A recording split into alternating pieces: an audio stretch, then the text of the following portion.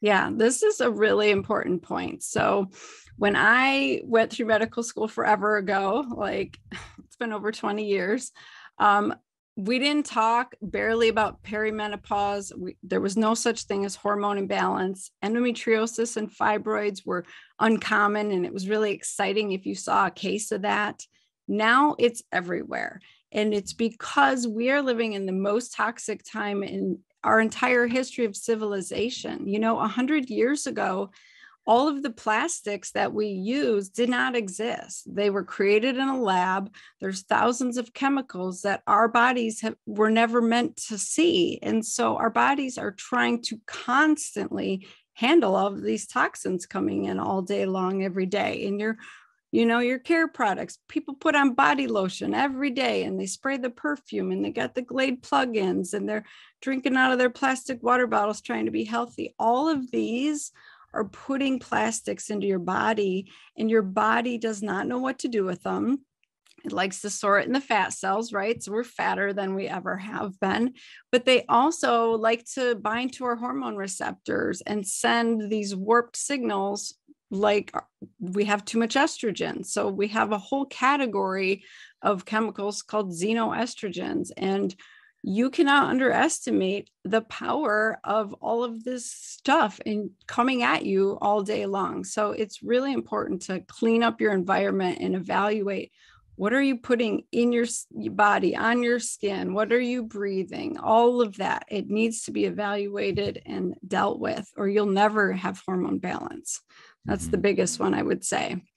And then, what we've gone through in the past 2 decades, everybody's drinking alcohol. Like women are drinking alcohol like they never have before in history. A female body should really not be consuming more than 6 ounces of alcohol on a regular basis. Our bodies just have too many hormones to metabolize and other functions to deal with.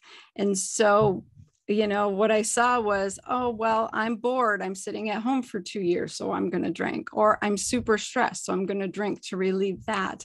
And every time you drink, your liver has to metabolize that estrogen. And when your liver does that, it has to put the hormones and everything else on the back burner for later, because it always wants to deal with outside foreign stuff before it deals with its own natural stuff, right? So you get this backup of estrogen specifically, and that can really drive a lot of estrogen dominance.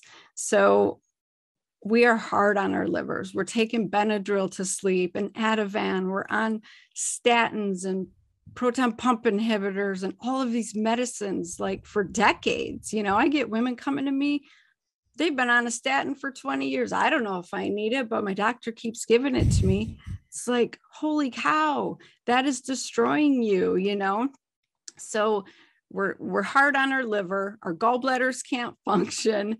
And then the biggest piece that, I like to talk about is the gut. So this is like untouched territory for conventional medicine. And it's really the answer to everything, right? So there's actually bacteria in your gut that cause you to reabsorb your hormones that you're trying to eliminate. So, our liver works so hard to metabolize our hormones and get them ready, put the garbage tag on them to send to our stool and our urine.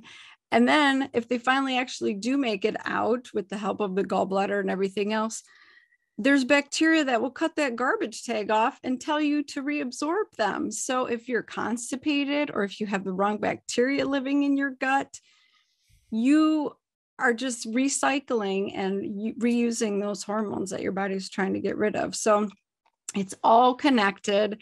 It needs to be addressed. I think a lot of my colleagues poo-poo me, no pun intended, about the fact that I'm so focused on the gut.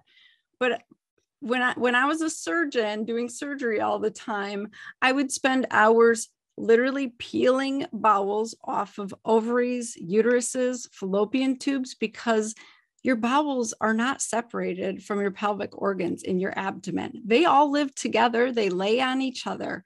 And so when you have inflammation in your gut, all those tiny little cytokines and interleukins and all those inflammatory, microscopic chemicals they seep over into your pelvic organs and vice versa. So endometriosis often looks like your bowels scarred to your ovary, fallopian tubes, and uterus.